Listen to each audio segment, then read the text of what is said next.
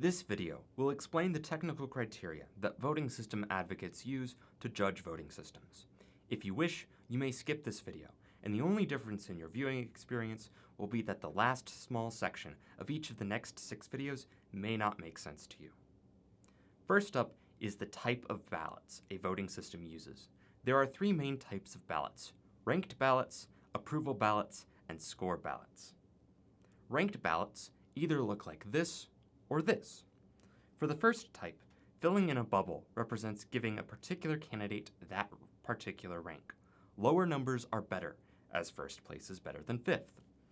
Each row may only have one bubble filled in. Whether a column can have multiple bubbles filled in is dependent on both the voting system and implementation. For the second type of ranked ballot, there are boxes to write numbers in. The lower the number, the better the ranking given to that candidate. Whether a number may be used for multiple candidates is once again dependent on both the voting system and the implementation. Approval ballots look like this. There is normally one bubble per candidate. Filling in that bubble represents approval of that candidate. The number of bubbles that may be filled in is dependent on the voting system.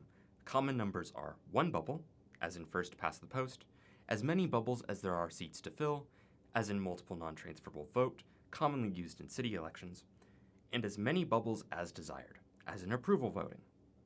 There is sometimes a second bubble per candidate. Filling in this bubble is used to express disapproval of the particular candidate. Whether this has any impact on the election or is merely an anti-tampering measure depends on the voting system. Score ballots look like this. There are multiple bubbles per candidate, each with a number. Filling in a bubble gives the corresponding candidate the number of points in or next to the bubble. Higher numbers are better, as 5 points is worth more than 1. Only one bubble may be filled in per candidate, but most implementations allow for a voter to fill in all the bubbles with a lesser value as well.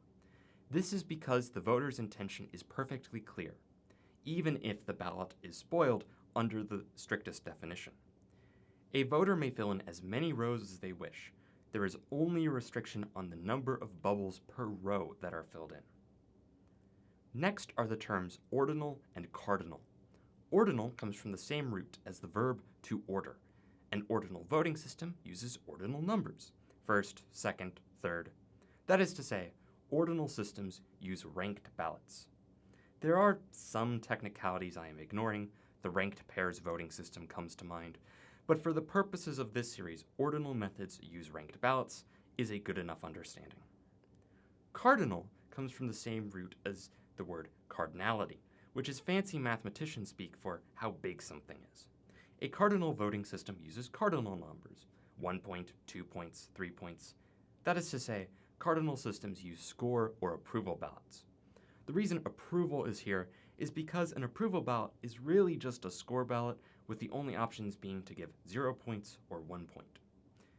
You should be aware that cardinal numbers are not just for points. It could be 1 apple, 2 computers, or even just the number 3 itself. The point is, cardinal numbers never refer to an ordering of objects, only a quantity. For this series, though, a cardinal voting system is just a voting system that does not use a ranked ballot. Somewhat related are the terms majoritarian and utilitarian. The best way to describe these terms is with an example. Consider 2 candidates, A and B. 51% of the population loves A and likes B. 49% of the population loves B but hates A. Which candidate should win the election? The majority of the population prefers A, but the happiness of society as a whole, aka social utility, is maximized by electing B. Majoritarian systems tend to elect A, and utilitarian systems tend to elect B. Note that neither term is rigorously defined. Whether a system is majoritarian or utilitarian is determined on a I know it when I see it basis. In addition, some systems have multiple phases or rounds, each of which may be described as majoritarian or utilitarian.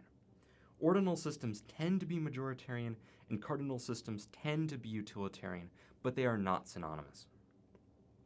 There is also the majority criterion, which is a rigorous version of majoritarian.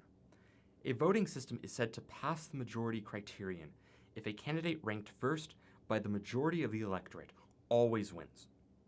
A problem arises when trying to extend the definition to cardinal systems, namely how to deal with candidates that receive the same score not because the voter thinks of them equally, but because the ballot does not have enough resolution for the voter to distinguish them on the ballot. A common example is in approval voting, where a majority of voters prefer A to B, but approve of them both to ensure C is not elected. One definition says that because the ballots show equal preference for A and B, approval voting passes the majority criterion. A second definition says that because voters have a true preference for A over B, approval voting fails the majority criterion. This series will use the second definition, but you should know that the first definition exists, and many systems covered in this series pass the majority criterion under the first definition, but not the second. Another criterion is the monotonicity criterion, or more appropriately, the monotonicity criteria. There are multiple closely related criteria, all of which are some variation on if candidate A is elected, and then I rerun the election, raising the rank or score of candidate A on one ballot, then candidate A should still win. This may seem obvious, but due to the mathematical fact that voting systems must be susceptible to some strategy, the monotonicity criteria are not always met. Most single winner systems either fail all of the criteria, pass all the criteria, or pass all but one or two of the criteria. However, voting systems that elect multiple candidates, as discussed a little later in this video, are more fluid, as there are many ways to extend the definition of monotonicity to multiple candidates. Most multiple winner systems fail at least one monotonicity criterion, even if the single winner system they are based on passes all of them. The participation criterion is closely related to the monotonicity criteria. A voting system passes the participation criterion if the following statement is true. If candidate A is elected, and then I rerun the election where I add a new ballot where candidate A is the most preferred candidate, then candidate A should still win. Like the monotonicity criteria, this may seem like something every voting system should pass, but it ends up being quite rare, even rarer than passing the monotonicity criteria. Failing the participation criterion leads to an interesting strategy: not voting. A voter's best choice in a system that fails the participation criterion can be, at least in some instances, to stay home and not vote. The final term to cover is proportional representation. A voting system achieves proportional representation, or is said to be proportionally representative, or is said to be or have PR, if the proportions of elected officials by party is roughly equal to the proportions of voters by party, with calculus helping to rigorously define roughly equal. Most proportionally representative voting systems are party list or mixed member systems, where voters vote for parties instead of candidates. However, systems where voters vote for candidates directly can also be proportionally representative.